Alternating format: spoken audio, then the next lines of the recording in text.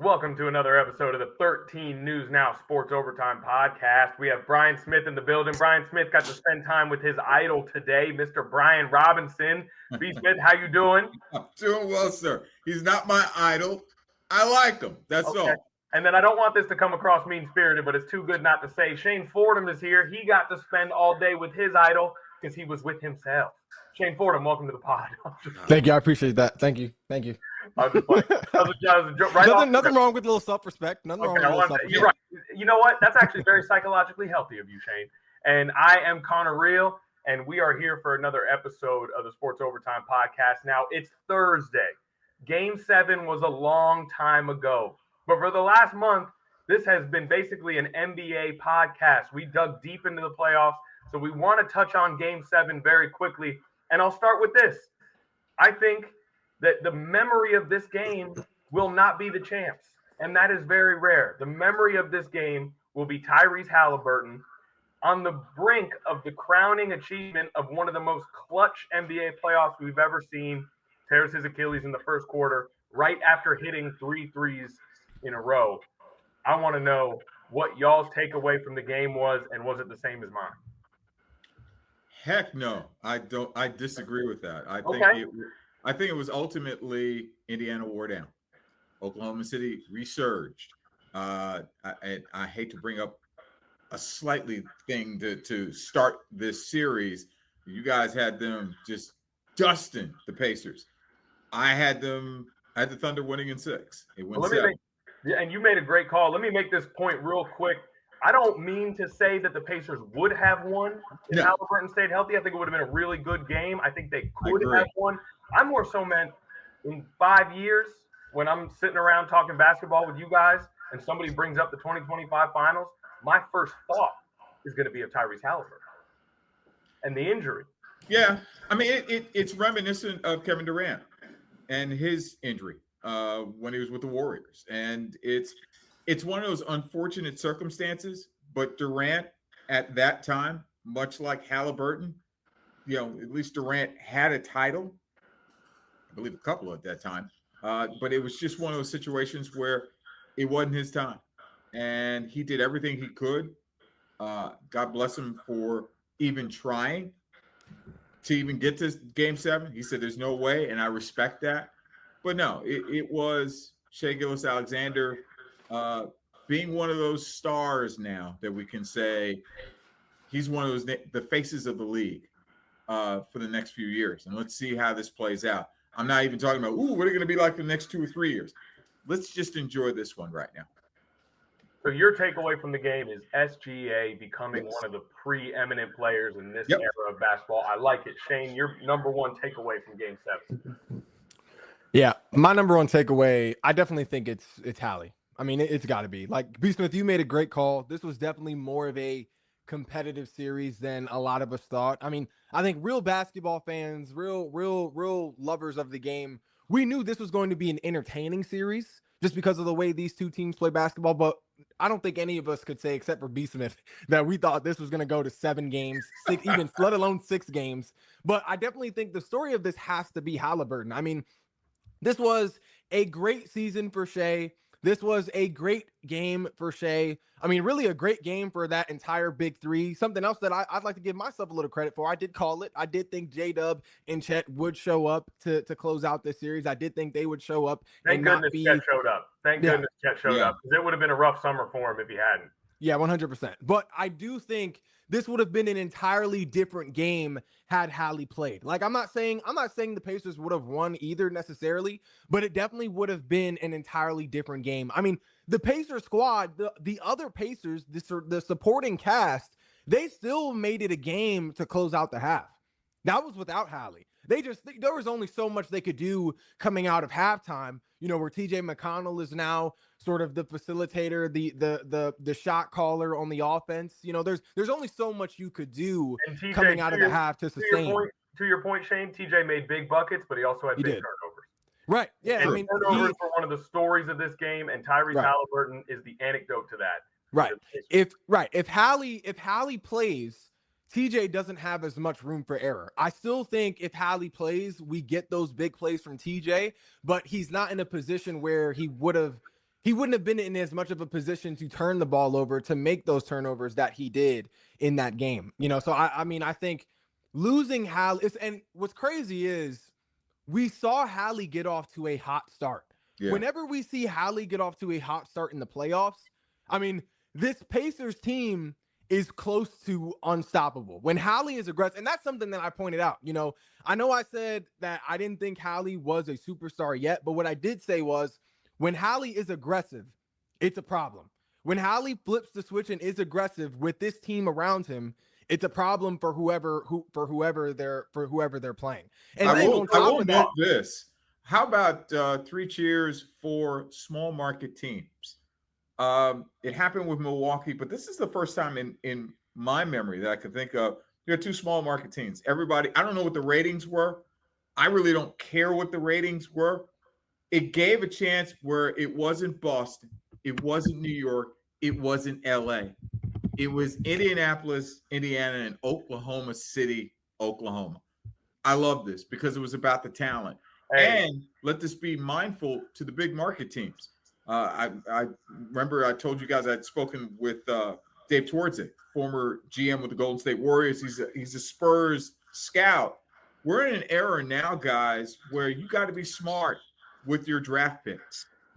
And these 2 teams were the embodiment of it. Now, it is a copy and paste league. I don't know if other teams will do it, but if this is an indication of what's to come, like Orlando, who could be up next, this is something that if you're the NBA, you're liking this.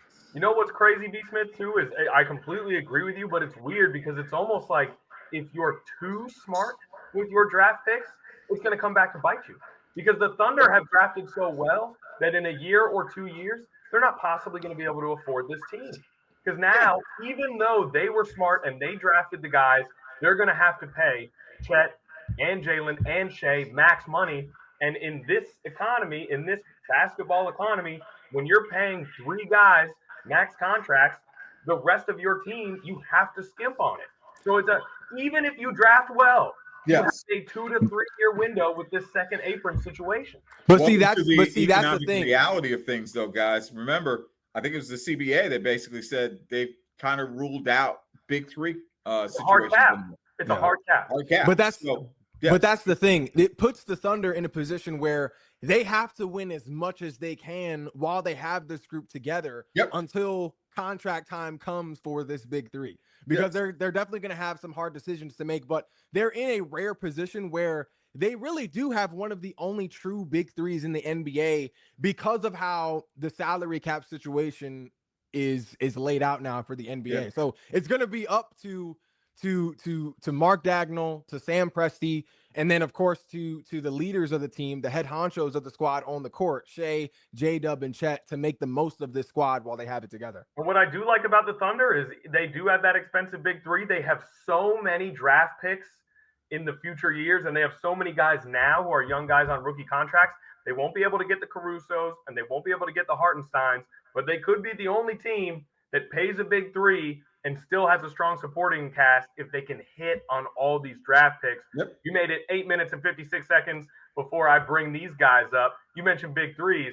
I mean, Doncic, James, and Reeves. Oh, obviously, you got to give a shout out to the big 3 over on the West Coast. I digress. I just wanted to see how early I could sneak the Lakers in there. Yeah. Now, I want to do this. Now that the season is finally over, let's talk about we have all the data now. Let's do the 5 best teams in the NBA, full stop, now that the season is over. I think we all have the Thunder at number 1. Yep. For sure. At the number 2 spot, I think it's a 2-way battle between the Nuggets and the Pacers. I think the Celtics might have something to say here, but I would have it be a 2-way battle between those 2 teams is probably where I would go. I got you at Oklahoma City. I got Indiana at 2. I've got the Nuggets at 3, Celtics at 4, and yes, my New York Knicks at number 5. So you think the Knicks would beat the Timberwolves in a 7-game series? Yeah. I think it'd It'll be be tight. tight. I don't think it's crazy, but I think it'd be tight. Best of 7, yeah. But I would, because of what the Knicks did this year, was phenomenal. Great coaching job, even though it drove me crazy with Tom Thibodeau and his bench. but he took them to the final Eastern Conference Finals for the first time in 25 years. That says a lot. It was funny. Shane, I did really enjoy how Brian said it's nice to not have any big markets in the finals. Boston, LA, New York. Yes. New York. You don't have to worry about New York taking up finals. You are correct. You are correct. No, but it just LA, Boston, Dallas. You know how it is. Everybody's like, we need to have the big cities in. I'm like, no. This is the one time where you had two teams from small markets, Midwest. Yeah, the big cities are going to be like, no, I'm tuning out on this one. Well, if you missed that and you said, nah, I'm not going to do it, you missed out on a lot because you're seeing the future of the league. And you mentioned ratings. The early in the finals, the ratings were bad. Game 7 was the most watched NBA game since 2019. So if you get a good competitive series, it goes a long way. Hopefully the ratings will build over time. Shane, I might flip the Nuggets and the Pacers, but I think it's perfectly fair out of respect to the Pacers to give them that 2 spot. I think they proved themselves well beyond what their regular season pedigree said to get that number 2 spot. What's your top 5, Shane? All right, so I'm going to go, obviously, Thunder at number 1. I'm going to go, even though it pains me to say it, I'm going to go Celtics at 2, Pacers at 3. I don't think it's crazy. Nuggets. Well, yeah, I mean, it's not crazy. Yeah. So I said Thunder at 1, Celtics at 2, Pacers at 3. I'm going to go Nuggets 4.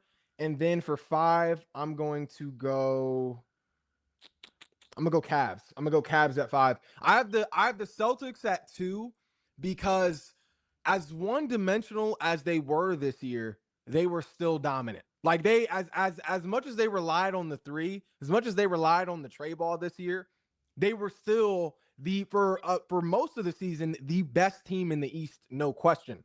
I mean, Cavs were right there, but talent-wise, there was no question the Celtics had more talent. I mean, I think the Cavs' only argument in that standpoint was coaching, just because this may just be a me thing. I don't think Mazzulla is really doing anything special on this roster with his rotation. I don't think he's doing much. I think he's honestly underperforming with this Celtics squad. But the Celtics, Bo, the Celtics were as good as they were being one-dimensional. So imagine how good they could have been if there was more range to their game. If Jason Tatum had more range to his game. If you know what I mean? So I definitely have them at number 2. Pacers, I mean, that goes without question. They really could have been number 2 easily. Like, Connor, I'm not mad at you. B. Smith, I'm not mad at you for having the Pacers at 2 by any means. Yeah. I then think the Nuggets are clear for, 50 wins this year. They took the Thunder to 7 games. They almost beat the Thunder this year. They took down a good Clippers team. They took down a good Clippers team. I got the Nuggets way up there. And the Nuggets for a while have been one of the deepest teams, if not the deepest teams in the NBA, really before the Thunder started kind of emerging. Everybody looked at the Nuggets as the squad in terms of talent, in terms of depth. They clearly had a bona fide superstar, one of those guys who you look at and say, okay, he'll probably get to the finals every other year, if not every year from this point on, in Jokic. And then Cavs, I got Cavs at number 5 just because, there weren't a lot of teams that could slow them down this year. They had a clear go-to scorer in Donovan Mitchell. They honestly had a big 3 themselves in Mitchell, Garland, Mobley, a defensive player of the year. So this was a team that could not only put up points, but that could also stop other teams from putting up points. They could also pull together a string of stops defensively against other teams. So not against the Pacers. Yeah, not against Indy.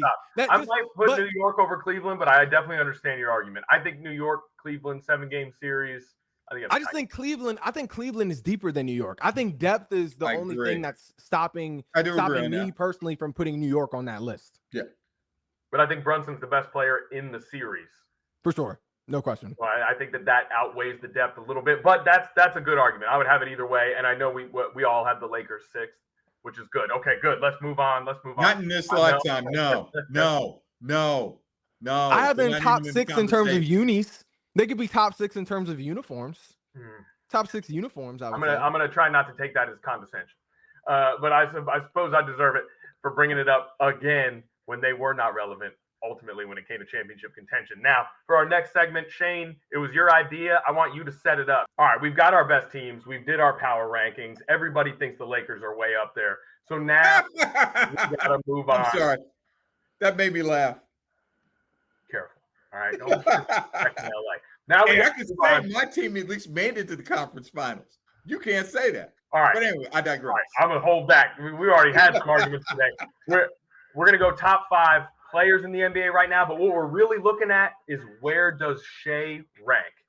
And then we're going to give the rest of our stuff here. Brian, I want you to go first because we already know Shane and I are going to clash on this a little bit. Yeah. Brian, give us your top 5 guys right now, and where is Shai in that top 5 specifically? Shai's number 1. I thought you changed that. Oh, I did change it. Who did I have at number 1? You had Jokic number 1. Oh, I'm sorry. You're getting a little peek at our pre-pod. That's what it was. Ant's probably 4. I'm trying to think of who would fit 3. I'll come back to it. 5, kind of on the outside looking in. I don't know. Come back to me on those 3. I got to get 3 and 5. Well, let me go. Who do you want to go first here, Shane, so we can start arguing here? Let's do our top 5, and then we'll go.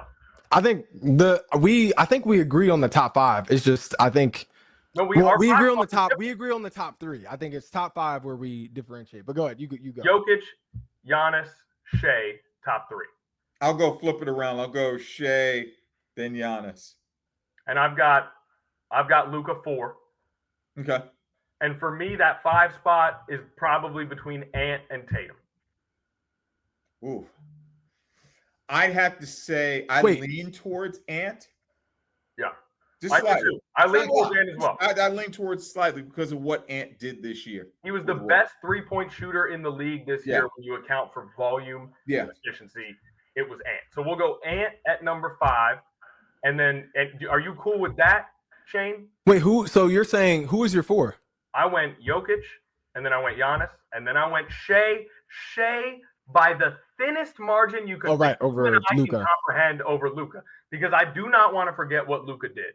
I do not want to forget taking the Mavs to the finals. I do not want to forget 5 first-team All-NBAs in his first 6 seasons. He had a rough year. He was hurt, and then he got moved to LA in the most controversial trade in NBA history, and then he was a little bit out of shape in LA while trying to mesh with a new team, and they ran into a bad matchup in the playoffs.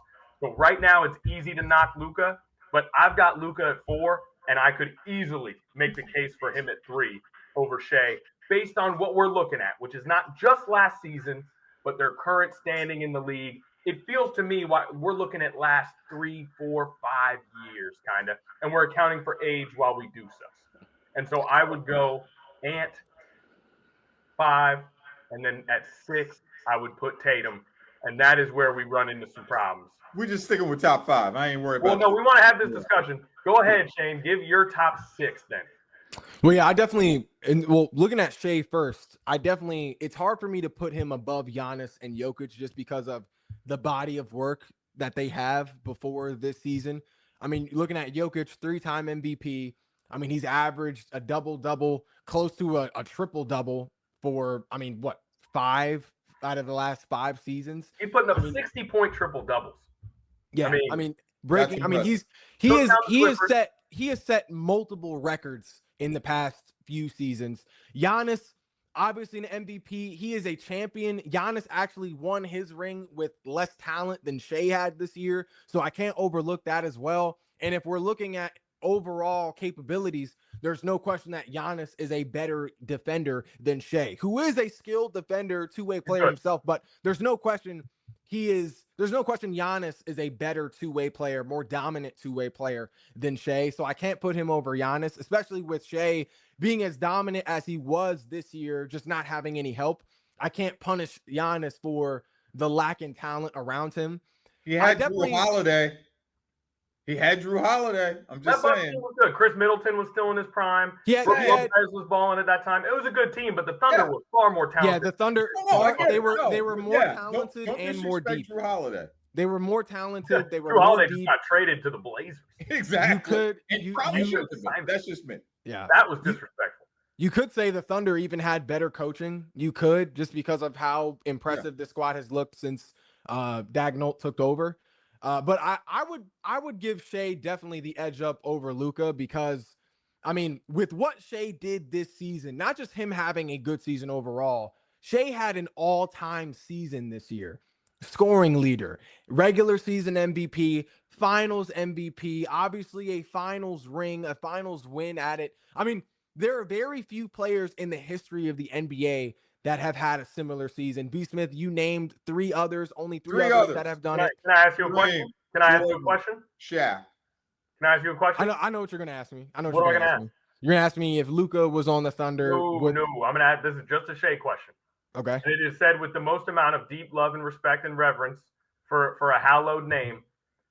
Did Kobe ever have a season as good as Shai's this year?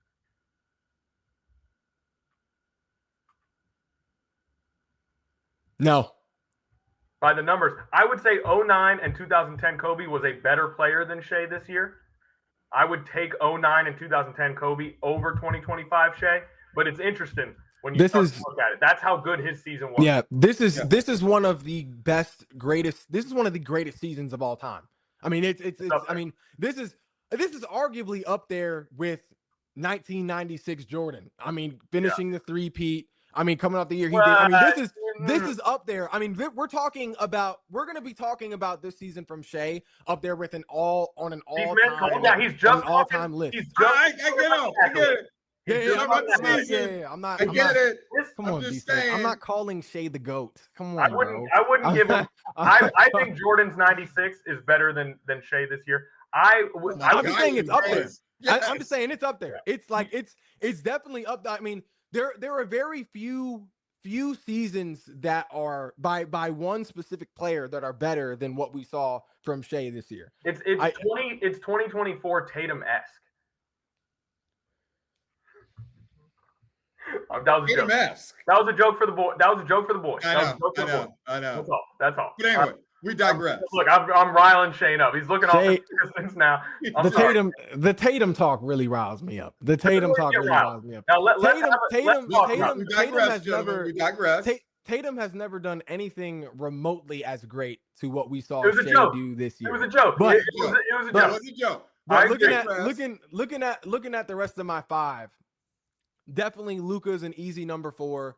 5, I honestly think Steph needs to be in that conversation. You've got Steph I think right now I'm definitely putting Steph over Ant. Obviously, Ant has more of a higher ceiling. You know, I mean, obviously being a younger guy, being a borderline superstar, not a bona fide superstar yet, but a borderline superstar at this point in his career. He makes a case, but I don't feel comfortable putting him over Steph. The volume of work that Steph has, everything we have seen him, he's still as dominant as he has been with a lack in talent around him, you know, through recent years, aside from maybe a good chunk of this season, really just a strong string of games after the Jimmy Butler trade, you know, and even with that trade, at one point they looked like a top 2 to 3 team in the West. I mean, I honestly thought. Do you agree though that Ant is ascending officially now? Over Steph, as you said, Steph's resume speaks for itself. Here's the case. I'm going to make the case for Ant over Steph. Here's the case for Ant over Steph. Here's the case for Ant over Steph. Last season, the Timberwolves go to the Western Conference Finals, and Ant leads them there unquestionably, right? This season, the team completely changes.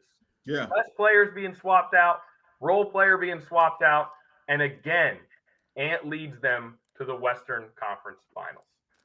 Steph has not led his team to the conference finals since they won the title in 22. Now, granted, he's had some supporting cast issues, no doubt about it. Yes. But for Ant to come back with a totally different team and go back to the Western Conference Finals, to me, that puts him in that rarefied top 5 air. It seems like if you have Ant Edwards on your team and you have a solid supporting cast, you are a true contender. You're going to the conference finals. And that's only because, what is he, 23? Yeah. That's the reason why. Those young legs push. And that's what I'm saying. I'm seeing in the last 2 seasons, Ant is ascending, and Steph, he's doing everything he can, but there's not enough there. Even with Steph's ability, it's because he's older now. He But can't even do what he used to do. But even looking at Ant, like I think that is a interesting point to bring Yeah. up in Ant's change in scenery. But Yeah. I don't know if I can say totally different team when, yes, you lose Cat, you lose DiVincenzo, your best spot up shooter, but in replacement for Cat, you do get another scoring four in Julius Randle, But who is it's different. frankly a All I'm better saying defender. is it's It You is. different. still wait, hold on. He's able to You take also a different team to equal but height. but it's not totally different. Like, in addition, you do lose your second best scorer, but you also get someone else who can score, who is a better defender in Julius Randle. You maintain your reigning defensive player of the year in Rudy Gobert, whether you think it's an overrated defensive player of the year or not.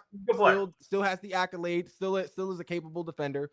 You still have Naz Reid. You still have Jaden McDaniels. Like, you still have minus DiVincenzo, the core of this young team, a team that is still good defensively overall. So But think about this though.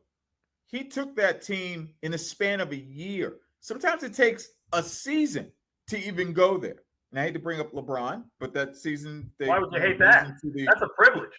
No. When he was with the Heat, you're lucky. And he lost to the Mavs. They went to the finals that year, but they lost. I mean, sometimes it takes a year.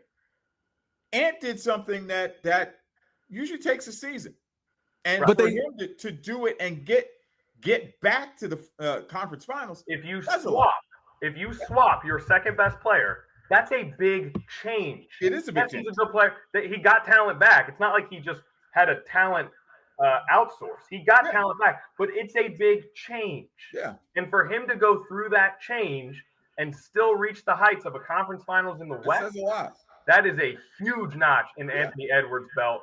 And so that's why I have him over Steph right now. I can't do that because even in that, I do get what you're coming from. Yeah. But we're not going to act like Steph. If you're going to say that, we're not going to act like Steph hasn't had to deal with big changes either.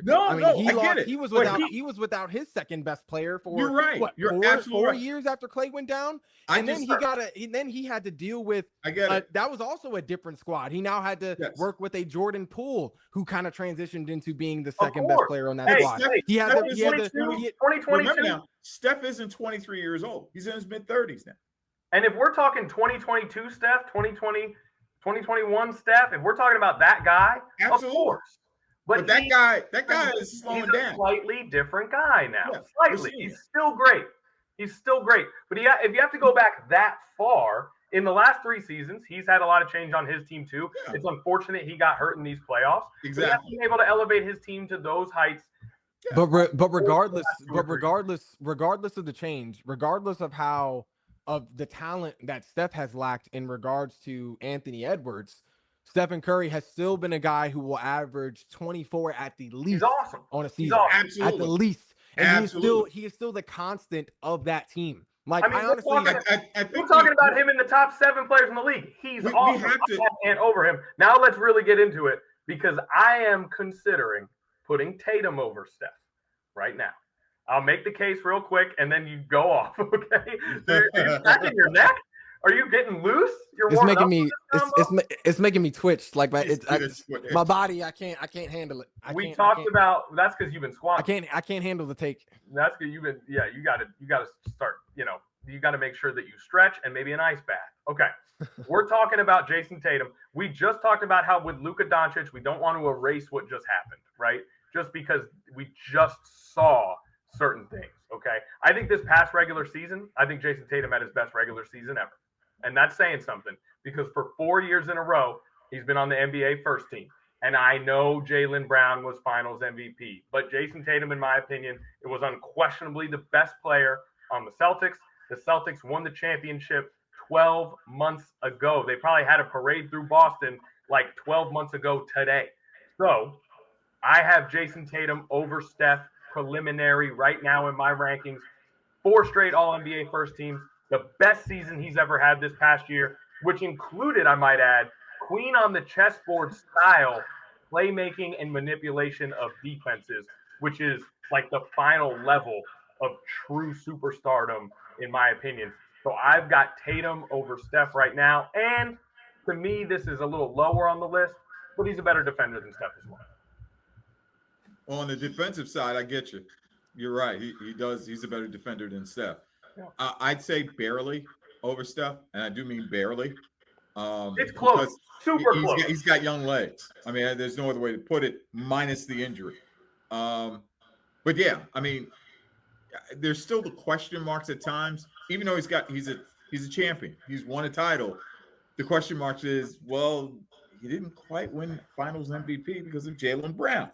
Now, as I said, it's a slight edge. It's not like it's not even close or anything like that, you know. And I know, Shane, you're like, I'm not giving Tatum any love in this case. I get it. We can agree to disagree. But I think this is, and you've heard me say this before, guys, there's a changing of the guard right now. The old heads, the Currys, the LeBrons, they're getting passed right now. So the new generation, the guys, the Ants, the Jason Tatums, they are now the guys, and we need to acknowledge that. It's not saying anything bad about Steph, but it's just a slight edge. We're just seeing a changing of the guard. That's all it is. And I'll make this last point, since I know the Finals MVP is a huge data set for people who want to knock Tatum. But in those finals, and Brown had a really good first two games in that finals. But in those finals overall, Tatum averaged more points, more assists, and more rebounds while being the focal point of the Dallas Mavericks offense. So in my personal opinion, Tatum was the engine behind that finals win. And the Finals MVP does not change anything about his ranking for me, just as it would not have changed the rankings for me way back in 2015 when Iggy got it, or even in 2014 when Kawhi got it on a team where I thought Tim Duncan was the MVP. So to me, that is not the final signifier of the best player on your team, or in this case, doesn't even necessarily delineate who played better in the finals. Brown started hot, and it was a quick finals. And so that's how I ended up with that situation. Now, the difference though between Iguodala winning Finals MVP and Jaylen Brown winning Finals MVP is that there was no question Steph was more dominant offensively than Iguodala. It was arguable that Jason Tatum was more dominant offensively than Jaylen Brown. And you could say Jaylen Brown might be a better defender than Jason Tatum because of some of the stops that he made in that final series. Like it's more of a conversation talking about who played better in that series between Jaylen Brown and Jason Tatum. Even though Jason Tatum's stats may be flashier, without some of those key plays Jaylen Brown made, they wouldn't have won that series. They wouldn't have been that goes for the champions. Every series with every team. Every team. I will say this at this point, guys. At this point, let's agree to disagree. Well, hold on. But what I'm saying is I think you guys make valid points. Let's get back to Steph. But the gap. Let me say this real quick. The gap between Andre Iguodala and Steph in the finals was much wider in terms of production than Jaylen Brown and Jason Tatum. Iguodala won the Finals MVP because he was simply their only player that could somewhat slow down LeBron James. Somewhat. That's the main reason he won Finals MVP. It wasn't because he was putting up as many numbers as Steph, because he was dominating on the same or similar level as Steph. There's no question Steph was the bus driver of that squad. It's a closer conversation looking at Jason Tatum and Jaylen Brown and their respective performances in their finals against the Mavs. It's a closer conversation than Steph. And that's why it is a very big sort of eye opener when you look at that finals and see who the Finals MVP was. And it doesn't mean, like, I can't ignore that. Like, and then I'm looking at Steph as well. Who's the best player on the team that won the title? Jason Tatum. He was the best player on the team that won the title. He was the engine of that team. I mean, there's just no question about it. Brown had two good games to start off the finals. What I'm saying is Jaylen Brown was closer.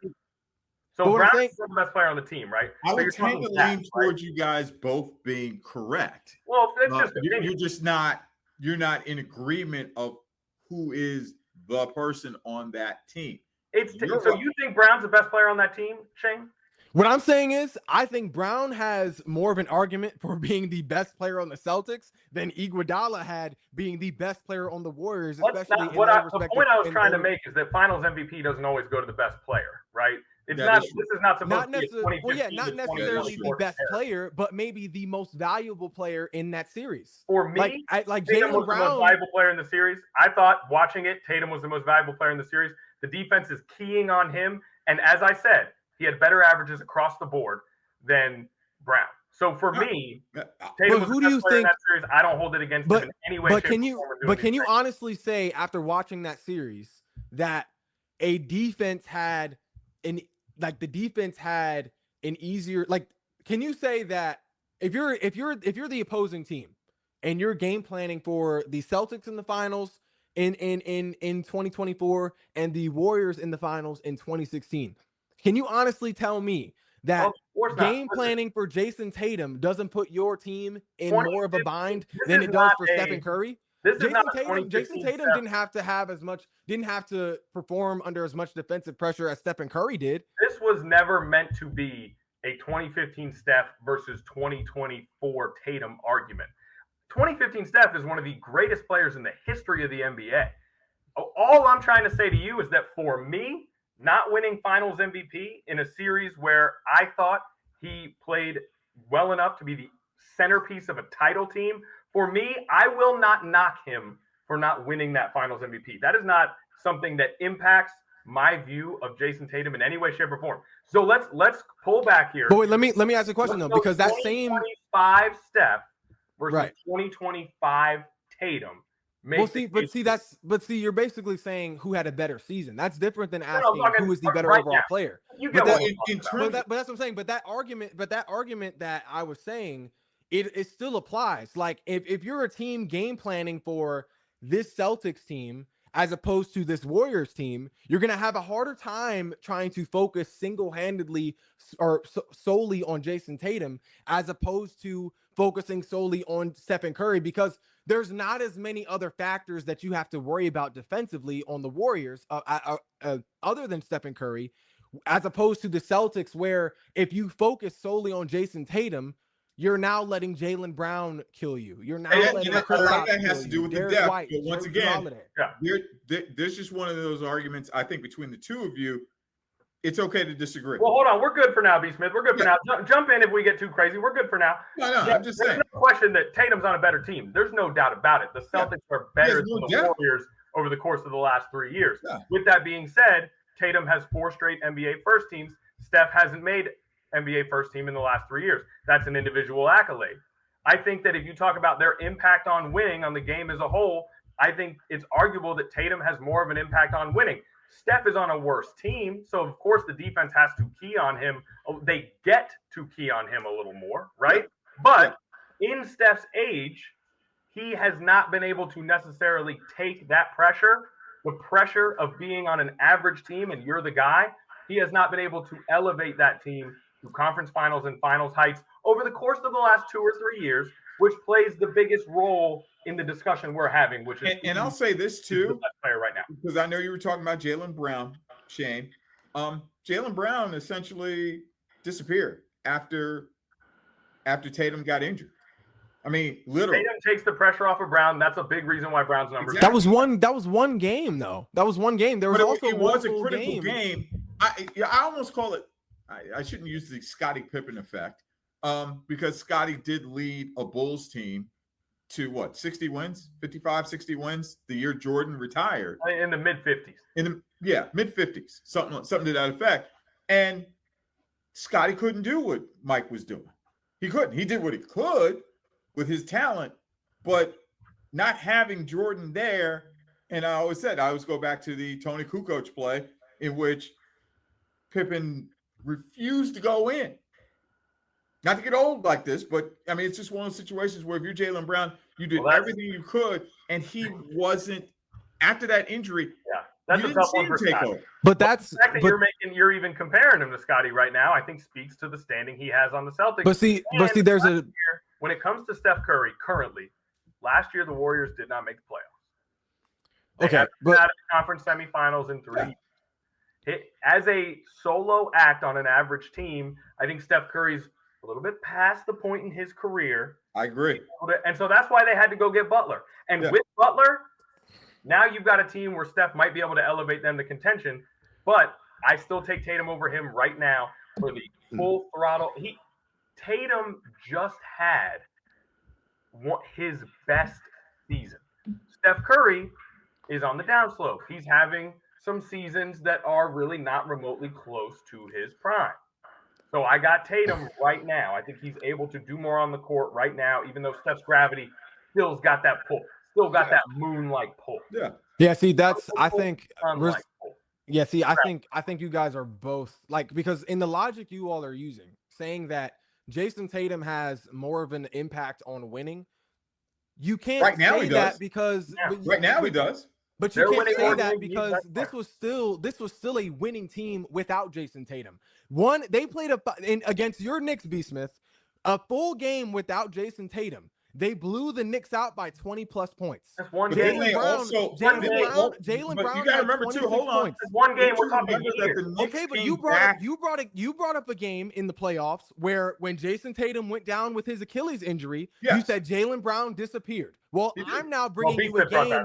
I'm now in response to that. Now you got him on one game anecdotes. But in response to that, I'm matching game for game. You mentioned a game where Jaylen Brown disappeared. I'm mentioning a game where without Jason Tatum, where Jason Tatum was not on the court, was not in uniform at all. Jaylen Brown, I can't even say Jaylen Brown because Derek White had 34 points that game too. So they have talent to be able to make up for the absence of Jason Tatum. Jaylen Brown was still capable of winning a playoff game without Jason Tatum. But you got to remember, didn't the Knicks rally from 3 20-point deficits, 3 straight 20-point deficits against the Celtics team?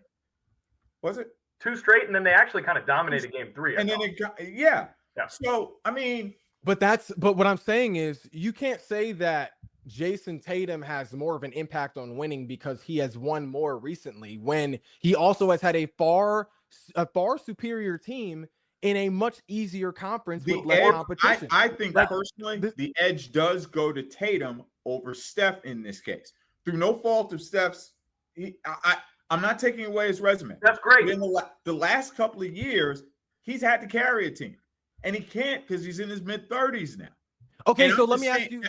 But what I'm saying is this: Tatum has more substance as a team around him. So yes, they have more depth. He's a better player overall, offensively and defensively. Right, he's more talented, but that doesn't make him better. As I said, this is only a slight edge that I give to Tatum over Steph because I have too much respect for Steph and his resume. But how I look at it is, if I'm like you say, Stephen Curry is no longer at a point where he can lead an average team to playoff heights. My question to y'all is, when has Jason Tatum ever had to do that? Like, when has he ever proven? When has he ever proven to be able to lead an average team anywhere? First of all, he's never been on anything remotely close to an average team since he was drafted. His resume is not complete yet, though, so we don't know. But we're saying with what we have seen up to this point, you're saying that Stephen Curry, you're giving you're giving a point to Jason Tatum's argument because Stephen Curry hasn't shown to be able to lead an average team to the playoffs when Jason Tatum has been on a contender since he's been drafted. He's been on a contender since he's been drafted. I agree. But right now, outside of the injury, Tatum's done better just in the last 2 years. And Tatum, they've remade real quick. They've remade that Celtics roster, right? And they were contenders before with Tatum, and they were contenders after with Tatum. And you say that Tatum's never been on an average team? That's because that team has Jason Tatum. Let me give you a couple numbers here. Last year, Kristaps Porzingis played 42 games. Drew Holiday played 62 games. Those guys were not available for huge chunks of the season. They did not have reliable bigs for huge chunks of the season. But because of Jason Tatum's greatness, they were still one of the best teams in the NBA. I'm just facts. You don't like facts? Because of Jason Tatum's greatness, Yes. or the fact that they still have a Jaylen Brown played four-headed monster when it Jaylen comes Brown to played scoring. 63 games, and he did not make an All-NBA team. And they were But still one of the best teams he in the was league. still available. He was still, but still being one of the best two-way players in the NBA, he was available and he was on the court, which means defenses had to pay attention to him. Drew Holiday was healthy for a majority of the season, which means that's another guy you have to pay attention to. Derek White having the breakout season Derek White has had this year. That's another guy who people had to pay attention to. Now, I'm not saying that He's a good role I'm not player, saying that Jason Tatum. I'm not saying that Jason Tatum doesn't deserve credit for what the Celtics team has grown into, up to this point. But what I am saying is that it's not like Jason Tatum built this program up from nothing. Like, it's not like Jason Tatum does not have the same impact on the Celtics that Stephen Curry had on the Warriors coming in. Stephen Curry elevated the organization. But I'm saying from the beginning, like you're saying, this team has never been average. No. Let's keep this in perspective. I hope I'm right in saying this, Shane. Connor, what he is saying, Stephen Curry, who no one thought would be the player that he was, as opposed to Jason Tatum, where everybody saw the talent and said, this guy is championship material. Sure. And you're right. I'm going to give you that because nobody. I remember the conversation we're having, though. Yeah. That's not all I'm saying. What I'm saying is you made a point, Connor, where you're saying the Celtics have never been average because Jason Tatum has been on the Celtics. But what I'm telling you is it's a funny coincidence. But that's not true because they were built the Warriors around Steph, right? The Celtics are built around Tatum, and they changed their roster over the course of a year, and they were contenders before, and they were contenders after. Holiday missed 20 games last year. Brown missed 20 games last year. Porzingis played half the games last year. Derek White is a 15-point-a-game scorer, and they were still one of the best teams in the league because Tatum had his best season of all time. He was an absolute beast, and there's a cloud over it because he didn't do what he needed to do in the playoffs, and I get that. But I'm not letting one series change my view on Jason Tatum, and so I am going to take him over Steph here. But I don't mind the argument that you're making. I don't mind it. Steph's still got the gravity.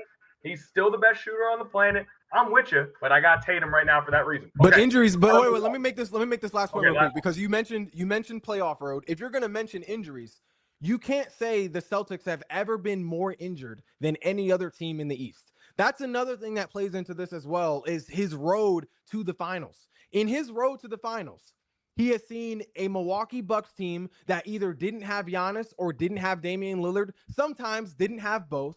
He has seen a Heat team that had an injured Jimmy Butler. He sees the Sixers team every year. We already know, Connor, Joel Embiid has never been healthy in the playoffs since he's been drafted. His road to his ring has been significantly easier. His road to his what? He's a champion, but his road to his ring has been significantly easier than what we have seen Steph had to overcome in the West. He's been in an easier conference, but it's a fact though. But it's a fact. He's been in an easier conference. But he's been in an easier conference. But he's been in an easier conference with a better team, where Steph has been in a harder conference with less talent around him. So when you talk about rings and impact on winning, you can't just ignore that things have been in Jason Tatum's favor. I mean, to a much higher regard than as opposed to. And Steph. he has taken those benefits, and he has taken the Celtics to the highest of heights with those benefits. Steph Curry's had playoff runs where guys were injured. Everybody's had playoff runs where guys were injured. We just got done talking about Halliburton go down with an Achilles, and 2 rounds before that, Halliburton played a Cavs team that was injured. That's the modern NBA. Guys get hurt. The point is, year in and year out, Jason Tatum's team is a contender. He's the best player on it, and that is why they were able to win a title. 2 years ago, Steph Curry played 74 games, and the Golden State Warriors did not make it into the actual postseason. At this age, I think he's reached that point, but I'm willing to, if you want to go with the resume, the gravity, the shooting, and the supporting cast, that's fine. So you got that. All right, so we got different. I'm also going off of who I would take right now, though, too. I think Stephen Curry has way more killer in him than Jason Tatum does, too. Like, if I'm taking someone to win, like, one season for season, if I'm trying to bring one person on my team and I got to pick between those two, and that's someone get who it. I need to win a championship, I'm taking Steph every time. I Because would even take- though I would Tatum take may Steph- be a I better would take defender, Steph for a maybe a game. better rebounder. I would take Steph for a game, but I would take Tatum for a season. All right, we got to move on. We disagree on that one, but we'll come back. We'll do plenty of NBA rankings over the summer. B. Smith, you good? B. Smith, I believe you went Tatum by a hair. By hair. And I think it's close. I do think it's close. I do think it's close. It's Okay. not disrespectful then, but yes. Okay, let's move on. Do we want to do a little NBA draft, or do we want to do a little NFL wide receivers? Let's switch it up. Let's go NFL wide receivers. I'll go NFL wide receivers here. I'll go NFL wide receivers because the draft ended up being kind of chalky a little bit. Ace Bailey is really upset that he has to go live in Utah. But other than that, it is what it is. He did that to himself. I don't know what he expected. The reason we're talking about this is because Terry McLaurin is up for a contract extension with the Washington Commanders. He has not gotten one yet. He has missed a little bit of minicamp, a little bit of OTAs because he's looking for that new contract. So we want to find out, where does he really rank when it comes to NFL wide receivers? Just how valuable is he? So I'm gonna throw three names at you guys that I think are unquestionably ahead of Terry McLaurin in the wide receiver rankings, and we can go from there. Justin Jefferson, Jamar Chase, and A.J. Brown, I think, are unquestionably above Terry McLaurin when it comes to NFL wide receivers. Agreed? I agree. Definitely. All right. Okay, then I'm going to start throwing some more names at you, and you tell me if you've got this guy over McLaurin or under McLaurin when it comes to their standing as an NFL wide receiver right now. Amon-Ra St. Brown, better or worse than McLaurin? Worse. Take McLaurin. I would go St. Brown there personally. Yeah. I think that St. Brown's able to rack up. McLaurin had more touchdowns, but I think St. Brown is able to do more in the open field. All right, but I got outvoted 2-1, so we'll go Brown there. CeeDee Lamb. McLaurin. I'm going to go CD. I'm going to go CD as well. I'll explain my answers after we're done. Why don't we do that? Why are we? So we're waiting. Why you should? Yeah, you should The do that only now. reason why I say that with Terry is we've seen him not have the best quarterbacks, and he still puts up numbers. We finally see him with a very good quality quarterback, and he put up career numbers. That says a lot about him as a receiver, that he can go and he can make Sam Howell look great and go now to Jaden Daniels. And we will not be tolerating any Sam Howell slander. I'm going there. I'm going to do not tolerating any Sam Sam Howell Howell slander. He's on got this enough pod. to worry about trying to win. I know exactly. Backup job. That's I'm my going only to give reason. B. Smith. I'm going to give you some numbers. Terry McLaurin last year, as you said, finally has a good quarterback. Played 17 games. He was healthy. 82 catches for 1,096 yards. CeeDee Lamb last year, 101 catches for 1,194. The year before, 135 catches for 1,749 yards for CeeDee Lamb 2 years ago. Oh, yeah. I love Terry McLaurin. I love Terry McLaurin, but when you look at those numbers, at some point that has to matter. He had consistency at quarterback up until the injury. Right. But I'm talking about last season. He had a good quarterback. Yeah, he had a good quarterback. What I'm saying is because and he outpaced him. Prior to Jaden Daniels, what was McLaurin's quarterbacks like? Terrible. But even last year with Jaden Daniels, he had a better season. Putting up numbers. I think about it like this. Numbers. And 2 years ago, he was first team All-Pro. CeeDee Lamb, first team All-Pro. I get it. In a low wide receiver league. The only reason why I say is because he's, in my opinion, a top 5 50-50 guy. I'll put it, the games I've seen him play, it doesn't matter. He's getting that ball over whoever's defending. It's rare that he doesn't get the ball. I love it. Okay. We got 2 for CeeDee, 1 for McLaurin. Oh, go ahead, Shane. I was going to say, I just put it like this. I think CeeDee Lamb is so good at receiver, he's made Dak Prescott look like an MVP candidate. Why you got it? Whoa. Dak Prescott is a good quarterback. CeeDee Lamb is such a good receiver. It really made people think that Dak Prescott was a better quarterback than Jalen Hurts. I hate that I'm even voting with it. I'm going to change my vote just because of a ridiculous statement like that. No, Dak Prescott has shortcomings, and he's a really good NFL quarterback. Better than anything Terry McLaurin had over the years leading up to Jaden Daniels. But B. Smith, you've been outvoted 2-1, so we're going to go CD over McLaurin here. Okay, next, Mike Evans. Ooh. Mike. I lean towards Evans. I lean towards Evans as well. So we've got Mike Evans. So right now we've got Jefferson, Evans, Chase, Brown, all unanimously over McLaurin, Yeah. and then we disagree on CD and Amon-Ra. So right now, at worst, he's in that 7 range. At best, you're looking at him at 6 or 5. So that's where we've got Terry right now. Yeah. Puka Nacua. Puka. I'm going Terry. Oh, man, Sorry. I wish we hadn't done this because I don't want to diss Terry like this. I mean, we cover him. He's an incredible guy. He's an incredible receiver. Let me preface everything. Is he the fastest guy of all these guys in this group? Heck no, he's not. But he is probably cracks in that area of one of the most consistent wide receivers in all of the NFL. Yeah. He just didn't have a talented quarterback. So is it pretty? It's not. But if I had a choice, having seen what I've seen since his rookie year, oh, heck yeah. I'm taking Terry McLaurin in a heartbeat. If everybody says, oh, no, I wouldn't want him. I want somebody who's fast. No, I want somebody who's good and consistent. That's just me. Last year, Terry McLaurin averaged 64 yards per game. Puka Nacua, 90 yards per game. The year before that for Puka, 87 yards per game. It's been an incredible start to a career. Terry's highest yards per game of his career was 74.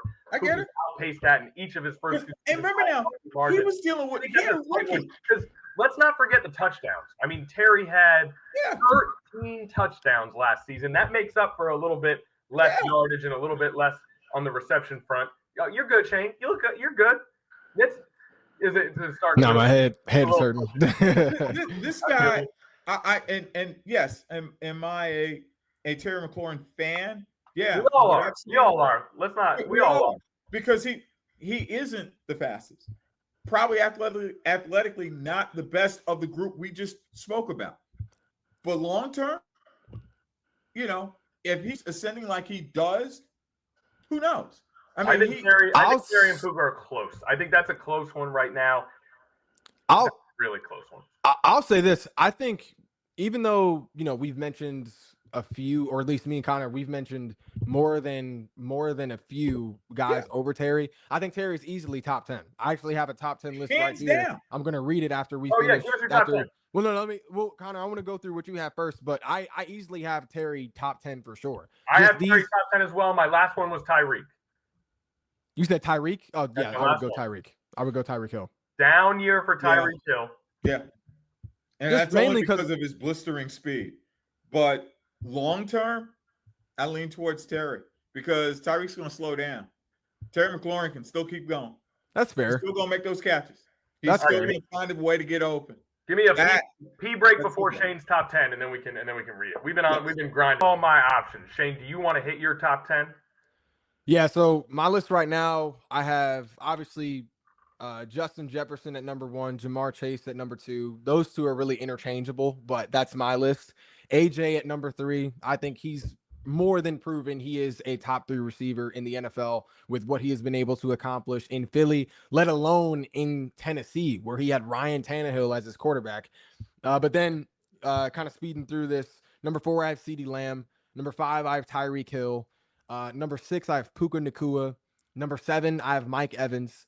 And then I did have Stephon Diggs over Terry McLaurin, but I'm going to switch that. I'm going to go Terry McLaurin, then Stephon Diggs, then Garrett Wilson. Then I have Amon-Ra St. Brown at number 10.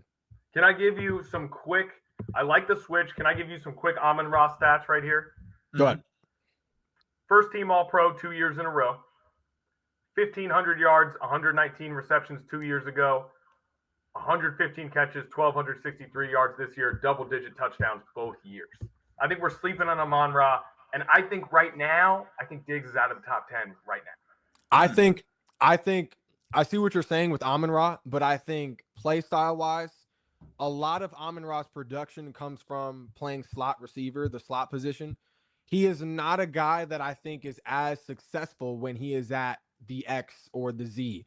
Like when he is at, when he is a true wideout. Terry McLaurin is a guy that can find success either or, whether from the slot or from closer to the sideline.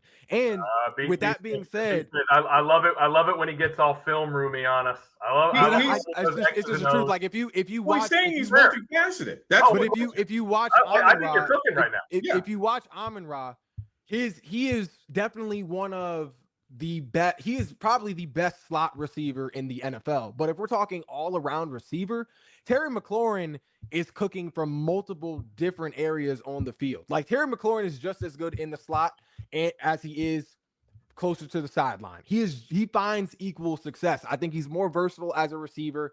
It shows in his production. He has never had, or he only has one season where he has had under 1,000 yards.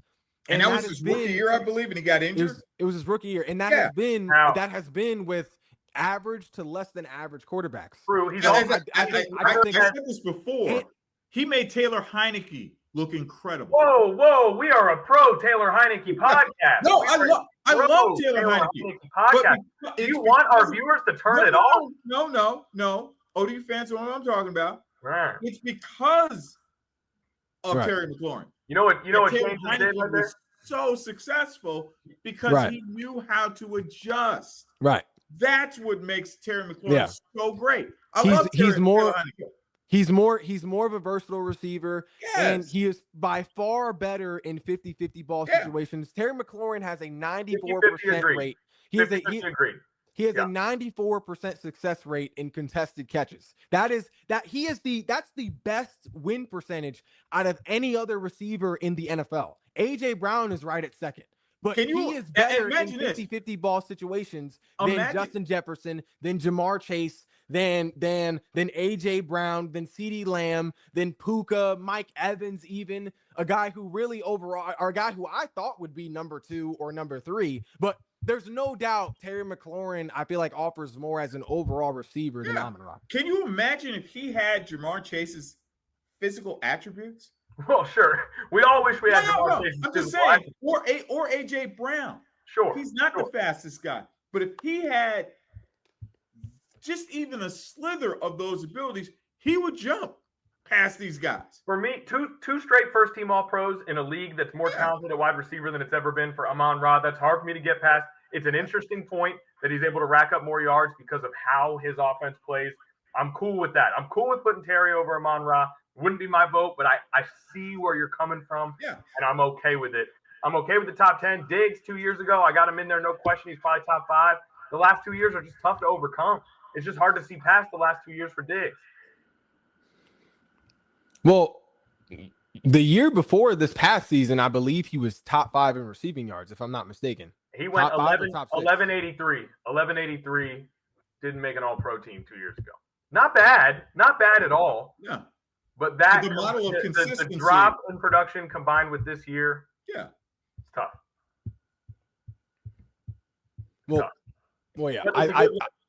I think Terry McLaurin is definitely, if not the most, one of the most underrated receivers in the NFL. I think that's easy. And and just kind of my last note on the Amon-Ra comparison. Amon-Ra, he played with a better quarterback for longer, who also had more protection.